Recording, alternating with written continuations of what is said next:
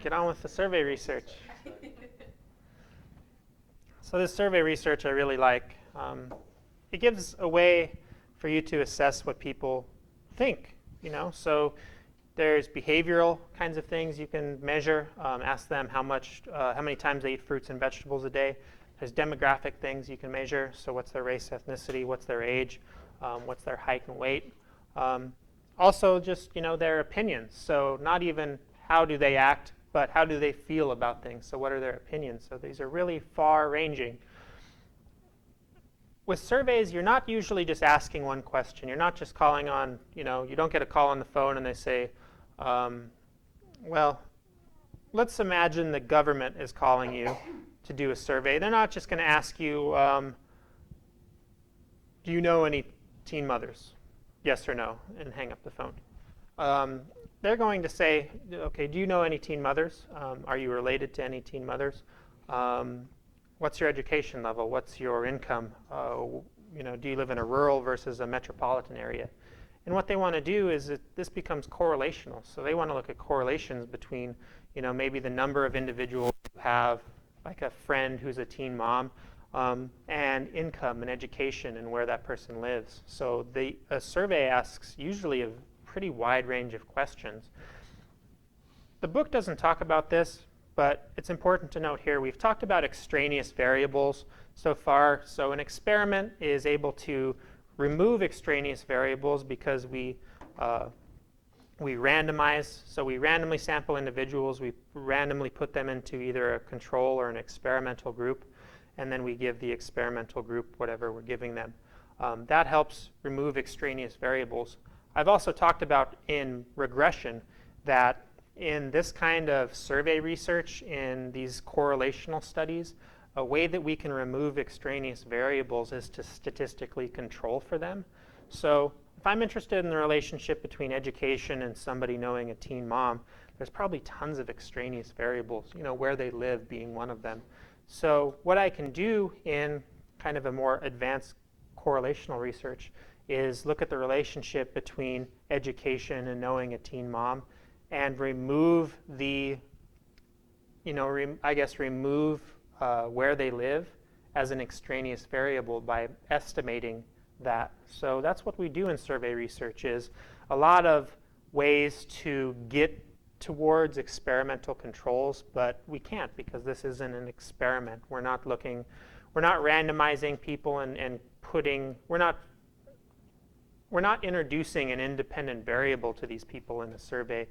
We're just looking at how they already exist.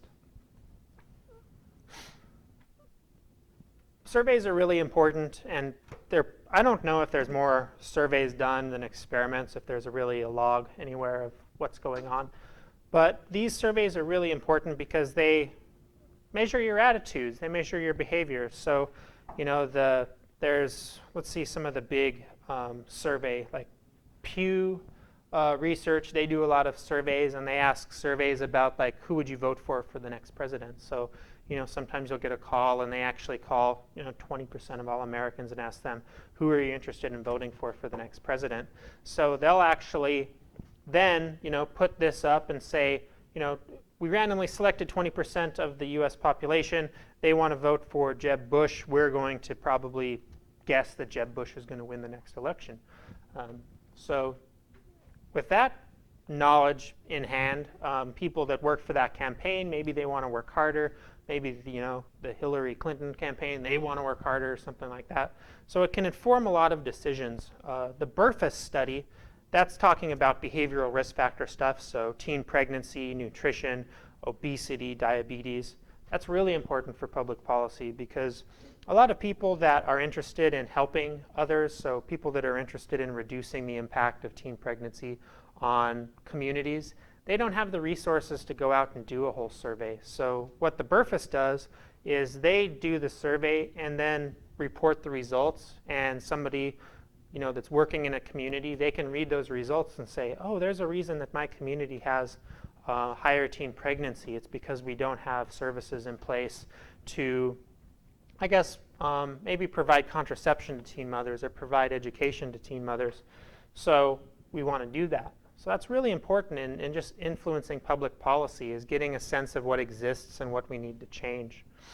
Like I said, we can't establish causality. So that, thinking about internal versus external validity.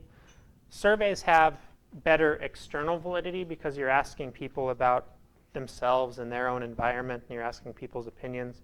But with internal validity, that causality, it's really hard to assess in surveys because you don't know if one person, you don't know if people are lying to you. Unless you're measuring the same person over multiple points in time, you can't get temporal precedence for a lot of things.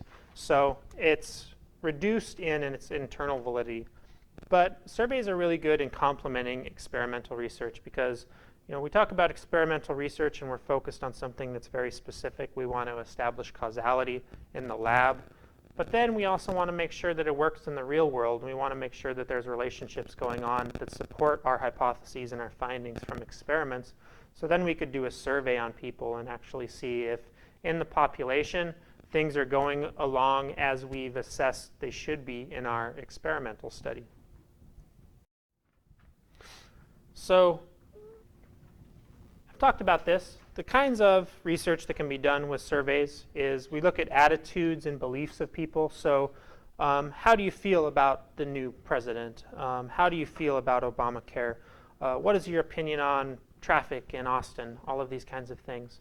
Now, those are the attitudes. Those are your opinions. Those are easily assessed through surveys. Sometimes you're asking questions that are really sensitive. In this case, some people don't want to respond to questions, or they might give you a fake response, especially based on like social desirability, and we'll talk about response sets. Then we also have just demographics, things that exist, those participant characteristics, so race, ethnicity, facts about that individual, how many years of education did you have, what's the square footage of your house, how many other individuals live in your house, are you below the poverty threshold, and those kinds of things, as well as behaviors, how do you act. And usually, a survey is going to include a little bit of each of these because you want to look at I think a lot of people want to look at the correlation between behaviors and demographics. So do you eat 5 to 7 servings of fruits and vegetables every day, or however many the food pyramid tells us to do? How does that vary based on race and ethnicity, age, gender, those kinds of things? With all of the benefits of the survey, we have to consider the difficulties of doing so, which are a lot. So I could do a survey of everybody in this class. Do you want to eat omelets after sitting in our eggy classroom? I could do that very precisely and well thought out, or I could do it just almost, pretty much just write out one question of a survey that's poorly written, something about eggs, hard for you to read, probably not grammatically correct, ineligible. I'm going to get worthless information from that. It's not something, for one, the topic itself is kind of dumb and not important. But if I don't ask the question correctly, then you don't know how to respond correctly. And I end up kind of nullifying my results. I make things full of bias and full of that measurement error. That's a good thing to think about here. So in constructing questions for surveys, we want to reduce that measurement error and increase the true score. So we want to be closer to what we're actually measuring. Now, when we're wording questions, there's a lot of things that can get in the way that can cause error. So if we're using really technical jargon, so if I want to ask somebody about their interest in maybe that Google Fiber, the high-speed Google Fiber, and I'm calling around different zip codes in Austin, asking about that, but I'm talking about things in terms of, gigabytes and megabytes per second, kind of just terms that we probably aren't really familiar with and can't conceptualize what the meaning of that is. People aren't going to be able to respond. Of course I want faster internet, but does it matter if I'm getting 30 megabytes per second versus 150, or I guess it would be 1,000 megabytes per second? Do I really know if that's going to matter? That's hard. Vague and imprecise terms. So let's say I'm asking you about how many fruits and vegetables you eat a day. If I ask you just really basically, how many fruits do you eat a day? And I give you no definition of what I mean by fruit. So you're like, well, I ate a bunch of tomatoes, but I don't really know if it's fruit or vegetables, so I don't know how to respond. Or I ate a lot of raisins and cranberries that are dried, or I ate dried peaches. Is that fruit? I have to be able to convey to you what I mean by fruit. So the definition needs to be really clear and really precise on what I'm asking you. If I set up a sentence that doesn't make sense, that's obviously leading me down the road to failure. If I'm asking questions, now it probably wouldn't be too bad in a written survey. So even in a written survey, if I have a whole 2 paragraphs that I'm asking you to respond to, it's going to be hard for you to respond because after you read the first paragraph and then the second paragraph, the first paragraph is less lucid in your mind, so you might not remember some of that information. Now, if I'm doing a phone survey and I ask you that question, it's even worse because you didn't write it down, you don't have anything to refer to. You're just going to forget about what the first part of the question was. So you need to be very clear and make everything as intelligible as possible. Also, biasing questions by leading questions, So if I call from, I forgot what they're called now. There's a research institute, and it's paid for by a lot of conservative money, but they research abortion. And their whole thing is they play themselves off as a scientific research, I forgot what they call it, research pool. That's not it. But they pretty much collect, they get all of the data from states, and then they do their own abortion reporting. So in the state of Arizona, we did abortion reporting too, and we have our own set of rates, so for how many pregnancies in Arizona, how many resulted in an abortion and that kind of thing. So what happened was their numbers were always completely different from ours, so they showed higher abortion rates. They'd go and collect more information than us. And it was in their interest to show that abortion rates were higher than we were reporting and show that there's a problem and it needs to be, reduced and that kind of thing. So they were biased in collecting their information. Now, in terms of surveys, you can imagine if, so the state of Arizona is asking about your opinions on abortion, we would try to be as non-biased as possible. So we try to ask that question to you without inferring any opinion on it, where if that institute called and asked you the same questions, they might use leading questions. So considering how detrimental abortion is to teenage mothers, what's your opinion on abortion? So they would set you up to respond a certain way. And that happens a lot with surveys, and that's important to know who's funding the survey research. Every time you told her, just go straight, you say, just go forward. She didn't like straight. Talking about surveys again. Make sure I'm on here. So I think we stopped here, but we can review this again. So when we develop our surveys, we're specifying the questions, and we're usually writing those questions out, whether they're going to be read by somebody in the future to the person being surveyed or interviewed, or if you're actually reading them yourselves. So there's different kinds of questions. So we have closed versus open-ended questions. So your exam is going to be all closed-ended questions. I'm not asking you to describe for me what you think about the difference between internal and external validity. I'm going to say internal validity is this and external validity is this. And you have to say A, B, C, or D. So that's kind of a closed-ended question. Now, open-ended questions are good for things that you're uncertain about. So they're hard to quantify, so it will be hard to put into numbers, these open-ended questions. But we have things like, how do you feel about a given highway construction project or something that's relevant to you. So this is more exploratory. You're asking people, what do you think of something? Now this provides a lot of information, but it's unstructured, and like I said, it's hard to quantify. So you'll see on a lot of surveys we have closed-ended questions, because then we can get percentages. So what percent of people responded A as compared to C?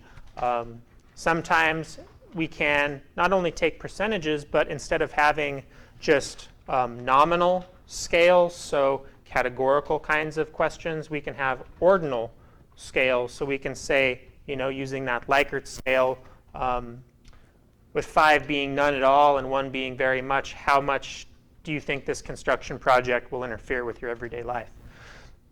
Those are really helpful, and that's what you'll see on a lot of surveys because they provide more structured information that's easier for the researcher to use. With rating scales, there's lots of different ways that we can structure closed-ended questions, and which way we go about doing it depends on the question somewhat, but also how we plan to use this information. So different kind of rating scales include a graphic rating scale, which this is a little more subjective. So you use a 10 centimeter or a 100 millimeter long length and put that on your page, and then have 2 kind of opposites on one end. So you could have on one end not at all, and then one end very much. And then somewhere in between those 2 marks, say how much this construction project is going to interfere with your daily activities. So then what you would do is take a ruler and measure where that person made the mark, and then you could quantify that. So this person, you would kind of say 70% or 7/10 of the way towards it interfering with their daily lives. That means it interferes less than somebody who had, 0.95 millimeters or 95 millimeters, so really close to the end of that scale. Honestly, you never really see these in surveys. This can be done, but I haven't seen them in any surveys I've used. Semantic differential scale, also these don't get used a lot. So this is saying, not at all and very much, and then having the person mark on 7 different lines. So instead of marking a line on that kind of continuum, they have to check one of the boxes between 1 and 7. So this is another way to find where somebody feels they fall in between 2 opposite concepts or 2 opposite ideas. We've talked about the nonverbal scales, so the happiness factor, or you might have heard if you've ever went to a physical therapist or your doctor with pain, they say, on this scale of people with happy faces and sad faces, how much pain is it? So at the end of no pain, the person's really there's just a happy face, but on the end of really extreme pain, the face is red and crying, and you would rate yourself on that scale. This is really good for people like children, maybe really old, older adults, elderly folks that have a hard time conceptualizing where they would fall, but they can feel emotionally they get closer to what they're looking at. So these are pretty popular, but not as popular as Likert scales. So labeled responses are pretty much every possible response that you allow that person is labeled. So on a scale from 1 to 5, you would have a label for each of those numbers, 1, 2, 3, 4, 5. So they would look like this, and I'm sure you've seen these Likert scales. So every response is labeled, and these are different examples of Likert scales. So this would be a scale of interest. So how interested would you be in attending a new seminar in research methods? From very interested to 5 to not at all 1. Very much to not at all, maybe this is something how much you like something. How much did you like the new Lucky Charms Mountain Dew mashup? Very much or not at all. This would be similarity, so maybe you're talking about peers. So does your best friend have similar values to you? Very much like me, not at all, maybe neutral, somewhere in the middle. Happy to not happy, this could be used maybe for depression. And then this would be a way to get frequency with a Likert scale. So how many days out of the week do you eat fruits and vegetables? Maybe that wouldn't be the best way to word this, but almost always, sometimes, every once in a while, rarely, and never. So there's not a lot of ambiguity here. Sometimes if you give these to if they're handwritten and you give them to people and you don't provide them direction on these kinds of things, they'll circle 5 and 4 or put somewhere in between, which is really invalid. What this is doing is forcing people to make a choice that you've provided for them. So you would have to mark 5 or 4 or 3 or 2 or 1. Then what this gives the researcher is a very clean set of responses that you can then put into a code and use for statistical analysis. You can also use correlational methods with these, because these are really kind of ordinal scales. So there's an order from, never to rarely to every once in a while. But it's hard for us to say if there's a difference if the difference between never and rarely is the same difference in the same kind of distance and space in between the interval of every once in a while to sometimes. But usually, most people fall in the center. That's kind of what people are, average, Everybody usually falls around an average, and there's outliers. But fewer of those getting towards the extremes. Because it has a normal distribution, a lot of these you can correlate. So I could look at the correlation between how much you like the Mountain Dew Lucky Charms product and your fruits and vegetable intake. So I could look at the correlation between those, and there's probably a negative correlation. So somebody that eats a lot of fruits and vegetables is going to hate the Mountain Dew Lucky Charms because they're horrible. Probably. I mean, I love Lucky Charms. I hate to set them up for failure because they're really good. So now we want to consider what we need to do to finalize the questionnaire and get it out and ready to the people. So the formatting, like we talked about, we have to ask questions that are, clear and easy.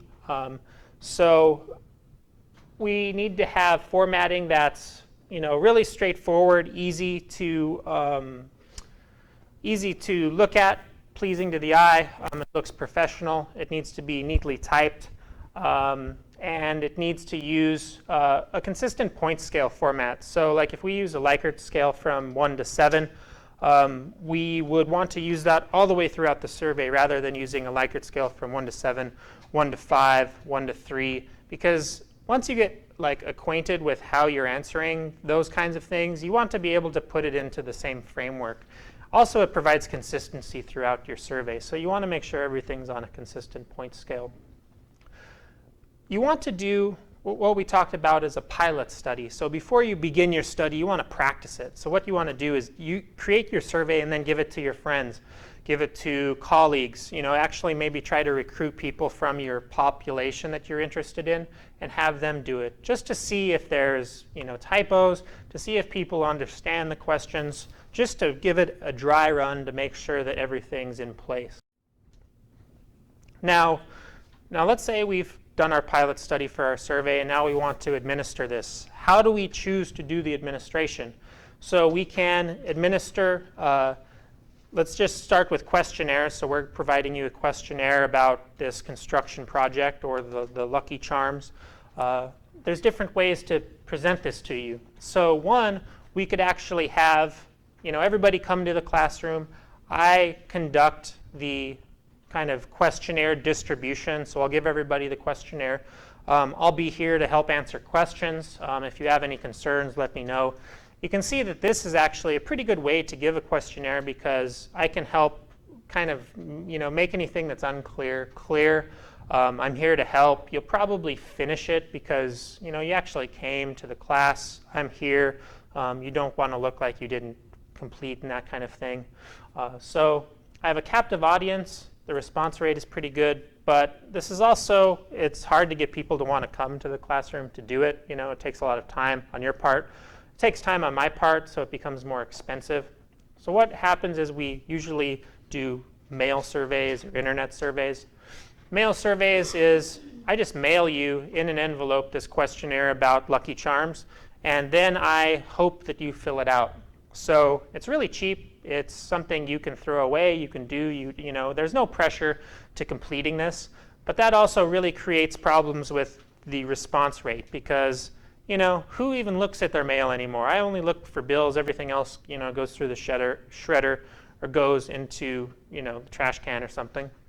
So how are you going to get me to complete your survey? Well, sometimes people will put a dollar bill in the envelope, and even that very small incentive can be enough for you to say, well, I'm going to take the dollar bill. I guess I'll do the survey, especially if it's, a dollar survey, which only takes you a couple minutes. A lot of surveys, a lot of questionnaires, they actually pay larger sums of money. So if it takes you an hour out of your day, sometimes they'll pay you $20 for that, $15 for your time spent doing that. Depends how important your response is to them.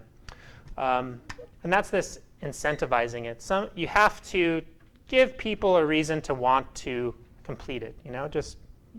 It makes sense. Internet surveys are even easier to distribute because instead of having to fold all your envelopes and mail all of these different envelopes, an internet survey, you hit one button and it sends out the link to this survey to everybody that we have their internet address. Makes it really easy, but there's even less incentive for you to participate because you don't even have something tangible. You just have a link to an email and it probably went to your spam anyway. So these are hard to get good response rates. So if it's really important that you get the response from everybody that you're looking for, you really need to probably do the questionnaire kind of in-person interviews, which we'll talk about next. Now, if it doesn't matter so much and you're just going for quantity over quality, you could use an internet survey, send out your link to millions of people and hope you get 10 or 15,000 people to respond out of that million. You can also incentivize internet surveys, so if somebody completes, they get a gift card from Amazon or they get something to put on their Facebook page or something silly. So there's a lot of creative ways to get people to complete your surveys. Another problem with mail and internet surveys is because you're not sitting in front of me, you can just lie about it, So you can just say, I'm going to, for the hell of it, I'm going to act like a 50-year-old female and respond that way because I'm being silly. But it just screws up the survey response. And then I have to take that into account. And I don't know if it's a true response or not. So I probably have to include it as a true response. And I then get measurement error. So I'm adding measurement error into my averages and that kind of thing using those. So that's another problem with these is the accuracy of the responses you get. So with interviews, so we're still talking about surveys. So instead of actually handing you the survey, now we're talking about me verbally giving it to you. So instead of you reading and writing, I'm reading to you what the question was, then asking you what your response is. Face-to-face interviews are really the gold standard of collecting survey information because they can come to your house, they can meet you wherever you need to. They're very costly because they incorporate these kinds of things. But what you can do is ask clarifying questions. So if you don't know what I meant by a question, you can ask me, and I'm trained to respond and help you figure that out. This is how a lot of big surveys, longitudinal surveys, are done because you really need high-quality data. It costs a lot to get this kind of stuff, but it's really helpful. So the second best is a telephone interview. You've probably done telephone interview style surveys where somebody calls and says, can I have 15 minutes of your time? What did you think about this? So as soon as you graduate, expect a call from Texas State University because you're an alumni now, and they want to ask what you're doing with your degree. Are you willing to provide money to the Alumni Association? You'll get it for sure. That's kind of a telephone interview. So they train somebody, usually a student, a graduate student, to call. It costs less because they can make a lot more phone calls. They don't have to drive to anybody's houses. So you can collect a lot more of these. There's that problem that you're not in front of somebody, so they could still be lying to you. But because you're on the phone with somebody, it may be, you would probably be less inclined to lie than if it was just a written questionnaire, This is how that Burfus interview that I keep talking about is done. So you would get a call and they say, are you interested in completing the Burfus survey? Do it for your country, do it, because it's important to our health and that kind of thing, and you might do it. A CADI is a computer-aided telephone interview. So this is actually, instead of just me calling and asking all these questions, a computer calls and maybe asks some of the questions to get you going, and then an interviewer comes in and completes the more difficult kind of stuff. That saves money. It makes it more automated, so there's less error in the process. These are pretty popular. Now, a focus group interview, this is when your survey is a lot of open-ended questions. You want to look more in depth at a specific topic, maybe not general population health. So with a focus group, you have small groups of individuals. You're usually asking open-ended questions.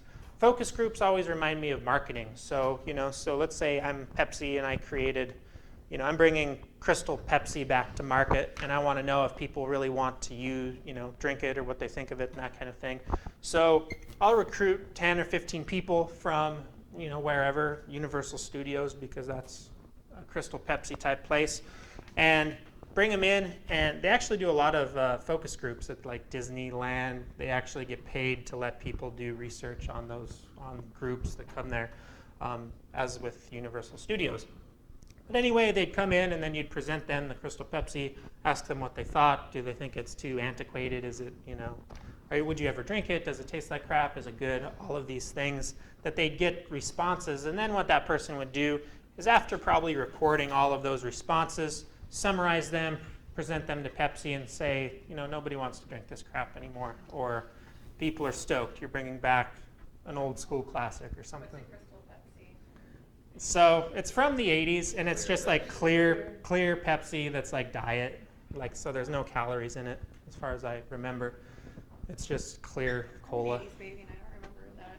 It's creepy. It tastes like Pepsi. They got videos of people online drinking 20, 30-year-old Pepsis that they get off eBay. That with Coca-Cola. That sounds pretty gross. So what if, for instance, you were doing research and you had already gotten a group that had agreed to do a research study, but then would it still be considered a telephone interview if that's your main way of doing it? Even though you So you're saying get people to agree to be interviewed on the telephone and then have them come? and then do it versus just like cold calling people. Is that something totally different? It depends. So I guess you would define a telephone interview by you actually asking the questions on the phone. Okay. So the BRFA survey, they actually mail out the invitation to do the survey. So then if you call back and respond that I'll do the survey, then they'll call you. So in that case, it would be a telephone survey.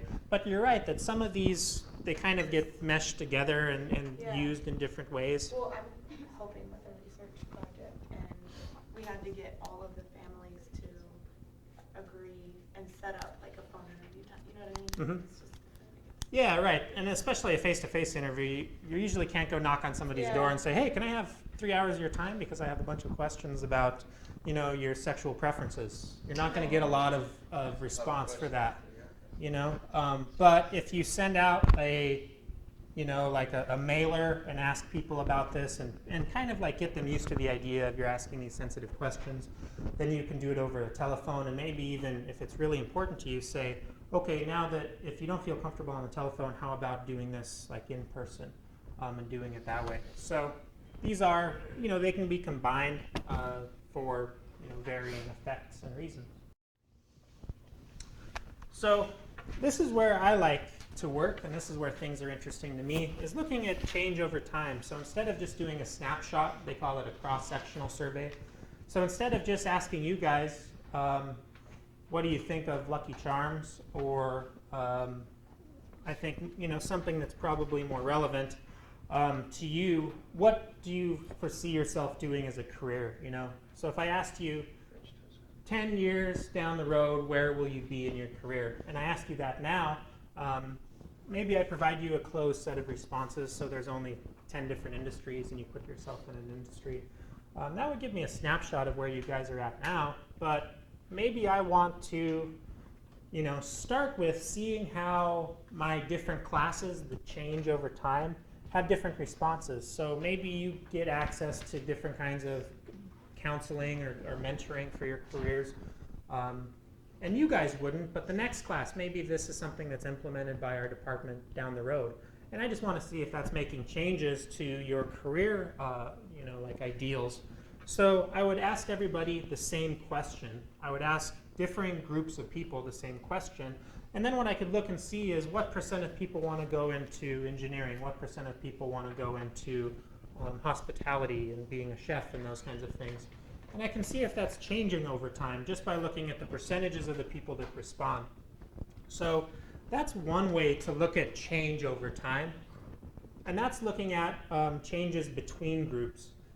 What's more powerful, and I think is definitely more interesting, is somebody that's interested in like trajectories over the life course, is actually following you guys down the road. You know, so instead of getting a new class of people and asking them the same questions, what I would do is get all of you and then ask you the same questions, you know, maybe once a year, to see how your career, like ideal trajectories, change over that amount of time. So once you graduate, you know, and you can't get a job, maybe your ideals drop, but then you get a job and you get closer to where you want to be, and it shifts. So I'm looking at within individual change. So I'm looking at change within, you know, you guys, not another group of people. So that's what a panel study is. We're studying the same group of people over time. This is really good because, one, I can look at trajectories, so I can look at how things change over a long period of time. But also, remember when we talk about experiments and causality, this gives us the opportunity to have temporal precedence. So I can follow you, and I can see how once you graduate, so you experience that event of graduation, how that changes your subsequent trajectory of you know, your career path. So that's really important because I can say that graduation came before these changes, or what I predict would probably happen as changes in your ideal careers after that. So I'm establishing that temporal precedence, and it allows me to get at causality a little bit more with a study. I'm not doing an experiment, so this is really important. Now we've talked about the survey itself, the different kinds of surveys, the temporal nature of surveys. Now we want to talk about how we get our people. So you're a captive audience. If I ask you guys, you know, you could say yes or no. But that would be a convenient sample. That would just be easy for me because you're all right here. I'm just going to start with you guys. That's really not good practice in my perspective. What you want to do is randomly select people because, like we've talked about, everybody that's in this class for summer school is probably, there's something different going on than everybody that would be in my class during the fall semester and spring semester. So there's these qualitative differences between people in summer school and the traditional fall, spring semesters. If I just selected you guys and say, oh, you represent everybody at Texas State University, I might be committing an error because you probably don't represent everybody here. You're not the same as other groups of people. So if I want to do a survey and actually be able to make statements about all of the students at Texas State University, or all of the students in the School of Family and Consumer Sciences, what I would need to do is randomly select individuals in those groups. So let's just say everybody in FCS is my population of interest, everybody that's an FCS student. What I would need to do is randomly select people within FCS and then give them my survey. As long as I did a good, simple random sample, I could then make statements about all of the FCS students without not actually interviewing all of them.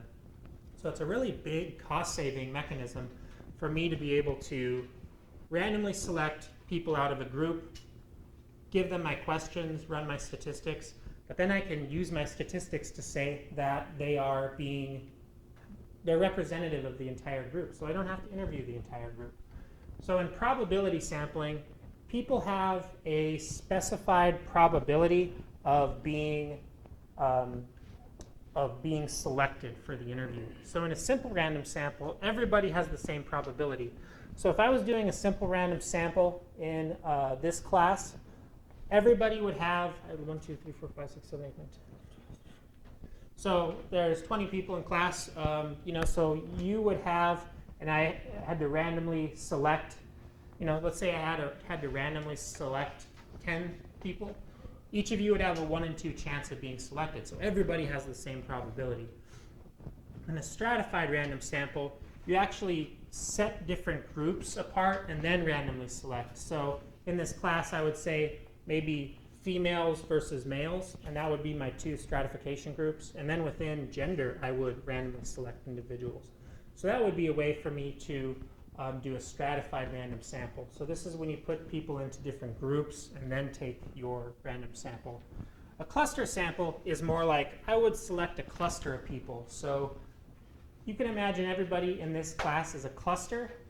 What would happen is this entire class would be selected. So out of all the classes that go on in FCS, this class would be selected, and then everybody in the class would be part of the sample. So instead of sampling individuals, you're sampling groups of people and then using them in your sample. Non-probability sampling techniques. But this is the, I don't know, it's hard to overstate the importance of good sampling. It's really important because we don't have to survey everybody. We can survey, 10% of the entire population, and then we can make statements about the entire population from that. It's amazing that we're able to do that, and statistically it's really, I think the heart of survey methods, even experimental methods. So you're usually randomly selecting people into a survey or into an experiment. So you can then generalize the results of the experiment to the larger population. So the terminology is that the population is the entire, the entire group of people that you could possibly sample from. You could possibly select to complete your survey. Then you would randomly sample people, within that entire, and I think it's probably good to help draw it. Our book doesn't talk too much about the terms, so this would be the entire population, And random samples would just be every individual that falls in that population I randomly select, and I would just use probability to do that. So then let's say I have 25 people that I've selected out of the population of I guess I don't know, 2,500, so I get a 1% sample. What I can do now is, let's say I ask the Lucky Charms question. Would you eat the new Lucky Charms Mountain Dew flavor? Yes or no? Just a simple yes or no question. I asked these 25 people. Because I randomly selected them from the population of 2,500, what I can do is then take the average of that yes or no. So let's say 25% say that they would actually eat this new crap that I made up. What would happen now,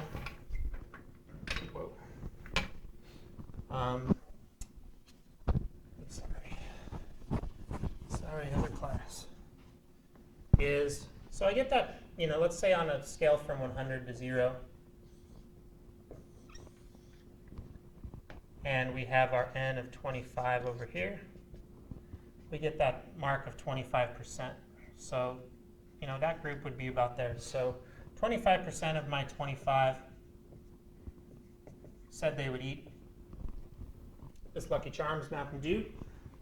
But, that's only 1% right now of the population. So I need to build some sort of margin of error into that, because just by random selection, I'm getting an overall sense of what's going on. But because I'm only selecting a really small portion of this 2,500, there's a good chance that they aren't completely representative of the entire population. So that's what we do with confidence intervals, is we build a certain margin of error around that estimate. So because we only have 25 individuals, we have to have a really large margin of error, because that 25 may not be completely representative of the 2,500. So that's fine and that's helpful, but look how big a confidence interval has to be when you have a really small sample from a large population. You have to put a lot of error into that because you're not exactly sure.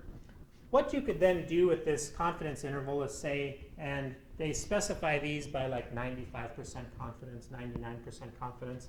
I could be 95% confidence that the actual population response to eating Lucky Charms Mountain Dew would fall in between maybe 10% and 50% would say that they would do that. So I have a big margin of error because I have a really small sample from the population.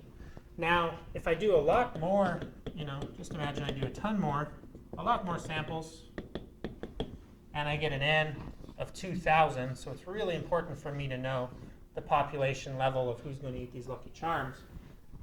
Then over here I have my 2,000. And, so let's say that what we find in the 2,000 is that, you know, maybe 30% said that they would eat this concoction. And that's pretty close to 25%. But now what I have is a smaller margin of error, much smaller, you know, probably even smaller than that. So what I can do now is say, with 95% confidence, in between 28 and 32% of the population would eat this concoction. That's great because I'm getting really close. Now, if I actually measured the entire population, there wouldn't be a margin of error. So imagine out here that we have the entire population. All it would be is a dot because I'm exactly measuring the entire population. There's no error because I measured everybody on that. So as the sample size gets closer and closer to the actual population size, there's less error in your estimate of whatever you're trying to estimate. But the further away you get from the population size, the larger your margin of error becomes, so the larger your confidence intervals need to be. Yes? How do you calculate the margin of error? Like, is there a true way to do that, or you just guesstimate? So there is a true way to do it. It's actually, I want to say it's the square root of 1.96 divided by the sample size, and it's 1.96 multiplied by your estimate. I think what it is so 1.96, and we won't get into this too much, but 1.96 is the level, and they call them z-scores. That corresponds to a 95% confidence level, 1.96. So what you do is you actually take this estimate here and you multiply it by that 1.96, then you divide it by your sample size and take the square root, and that gives you your margin of error, or your confidence interval. So then what you do is you add that value to your estimate, so you get your upper confidence level, and then you subtract it from your estimate and you get your lower confidence level. And that gives you your two intervals. So all you can really say at this point with this 25 is you actually you can say that, you know, we estimated that 25% said they were going to eat this, but all we really know is that with 95% confidence, it falls somewhere in between these two.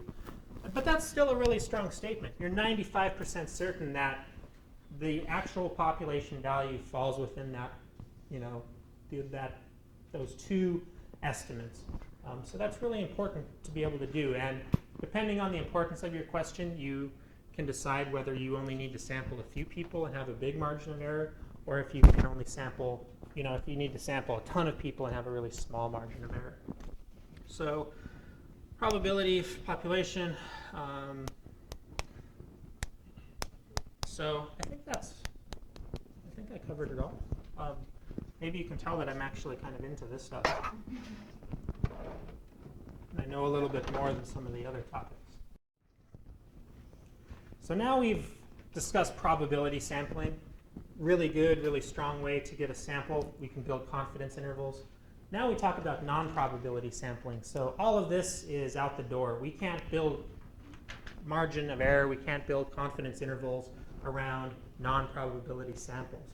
So different ways of non-probability sampling is haphazard sampling. So this is just the laziest way to get a sample. So pretty much like, you know, if I told you you need to go sample 15 people and ask them if they eat Lucky Charms, you'd probably just go out the door and find the first 15 people and say, do you eat Lucky Charms? Do you eat Lucky Charms?